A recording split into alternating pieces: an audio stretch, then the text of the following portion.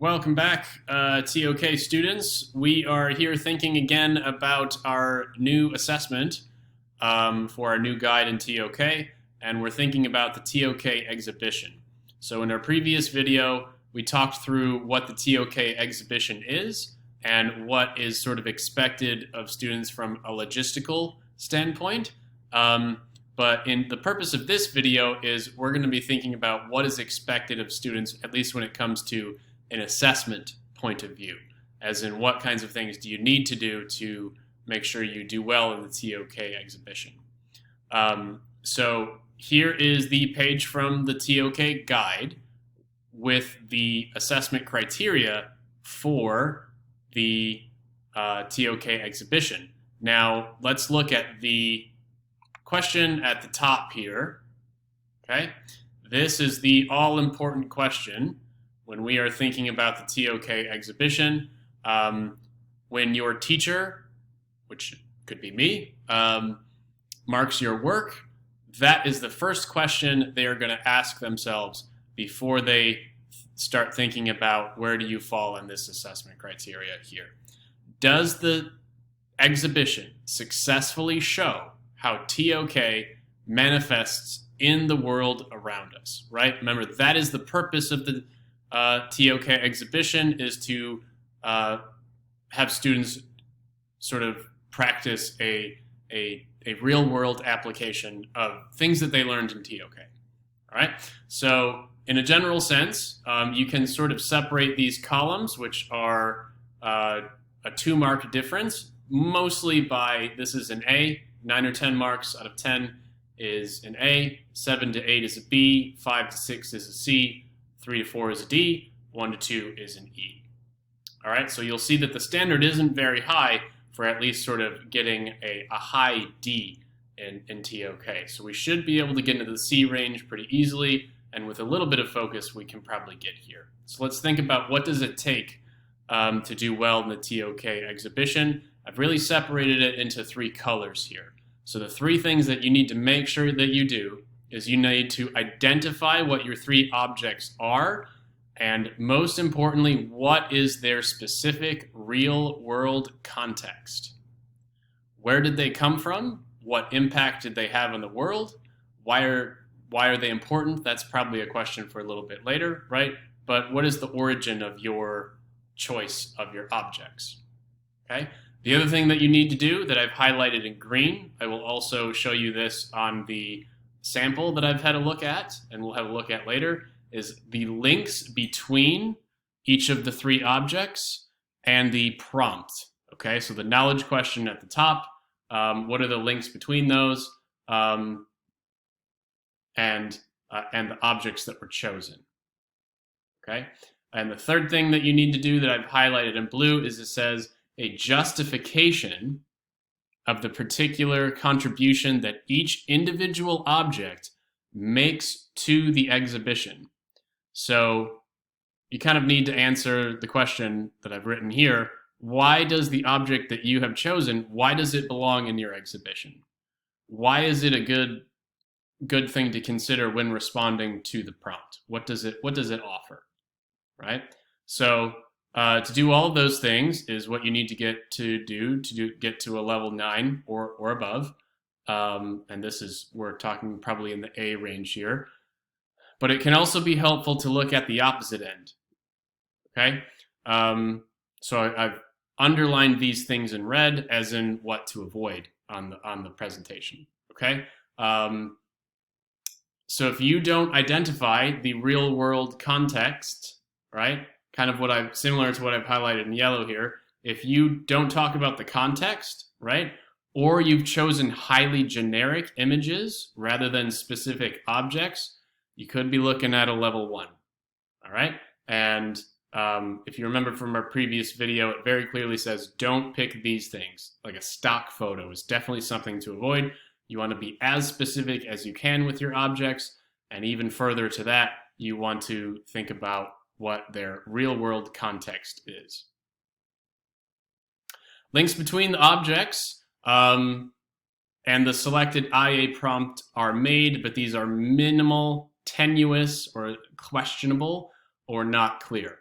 All right. So you need to talk about what is the relationship between the the objects there. Why should they be lumped together in a group of three of things that are like each other, right? And then this final part here, the opposite of what I highlighted it in blue. There's very little justification offered. You've just kind of described your objects. You said, here's an object, and you haven't really talked about why it belongs in your exhibition. Okay, so these are the three things you need to do. Identify as specific as you can the real-world context of your three objects, links between the objects and the IA prompt, and then justify why you chose the objects. Okay, so as simple as I can say it, that's what you need to do well. Okay, so let's look at an example here. So here's one of the examples shown that's produced by the IB. All right, and kind of similar to what I did on the previous page that I showed you, where this candidate identifies the object and the context of their object. I'm going to highlight that in yellow. The links between the objects and the prompts have been highlighted in green here. Justification of the object to the exhibition I've highlighted in blue.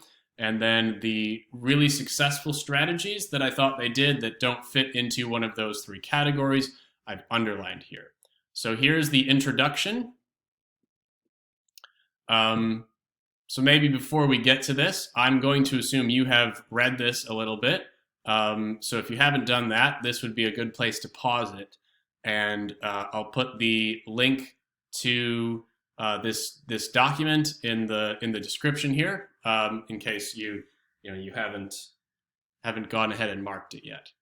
Okay, but I'm going to assume that you have, and we're going to move on. So what the prompt that was chosen is, what challenges are raised by the dissemination and or the communication of knowledge?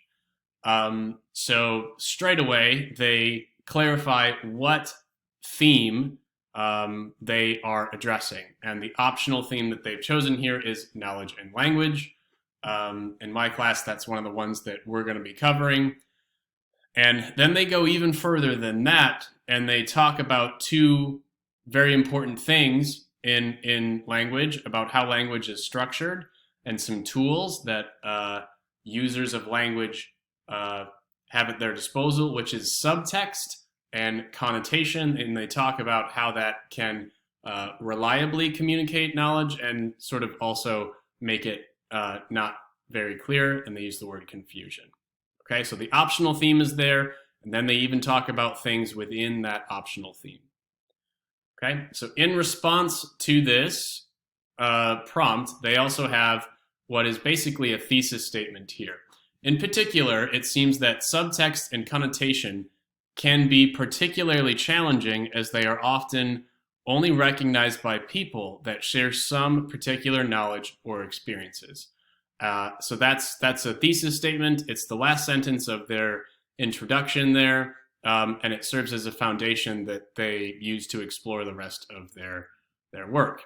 Okay, so they're off to a good start already. Here's the first thing that they have chosen. They chose a Starbucks holiday cup, and they do get into the context of this thing. One of the sources that they have referenced in their bibliography talks about the background of this thing. Okay, so on their last page here, how Starbucks annual holiday cup became a battleground for their heart and soul of the U.S. So this Starbucks holiday cup caused a bit of a stir, and they do spend some time here talking about what is the context of this document. Okay, so remember here, what's highlighted in blue is the justification of why this thing belongs, of why this Starbucks holiday cup. You might think that's an interesting choice for a TOK exhibition, but here they do talk about what's in there. They kind of say that the Starbucks spokesman didn't really have a clear message in mind that they were trying to say, and that all of this disagreement that happened from this cup and all of this discord kind of happened because people were making assumptions about the context of this cup that weren't really true. So it's kind of confusion. They use that word again, kind of from their thesis statement about what was the intended message of these folks at Starbucks. Okay, so remember what's highlighted in green is the link either between the objects or the prompt. So they get back to the prompt here, and they say that sort of talk about knowledge from the perspective of different communities of knowers, the LGBT community there, they say, and they kind of contrast them to the right-wing media. I wouldn't say this is super precise, but they do make an effort to sort of link it back to the title, which we've been doing in our Peel paragraphs, right? So the second object they choose is the Chinese English dictionary. They do say that this is a picture of this student's actual Chinese to English dictionary that they have been using. And they talk about how languages translated from one to another, about how different words and meanings can get lost. And they use some, again, tools of language or ways that language is structured, connotations, euphemisms, proverbs, idioms that go beyond the literal meaning of the word. All right. So again, these are things that usually do not translate very well. And you can't really use a dictionary for that, is kind of their argument. All right. So again, highlighted in blue is the justification. They basically say that a dictionary will not be very helpful at helping you identify connotation and subtext and nuances of language. And again, one thing that they did really well here is they talked about what makes this object personal. It seems like Chinese is the native language of this person, and they have had some struggles translating from Chinese to English or the opposite way. So this is remember, this is the goal of what the exhibition is. All right, is to make things personal to the knower. All right, so the final thing they go with here is a song by Billie Holiday called "Strange Fruit." They go on and sort of, they do a really good job of explaining the context of this. It was sort of an early protest song against lynching of African Americans sort of back before the Civil Rights Movement. And they kind of say that this is an effective use of language. And they get into some different things about why this is an effective use of language, and that you don't necessarily need knowledge of language to make sense of what's going on here. Yeah, so then in this last paragraph here, they sort of tie it together. They make links between the objects, in this case, the dictionary, and this song. And they sort of do a good job there. All right, we don't have time to read the whole thing, but let's get to what the examiner said.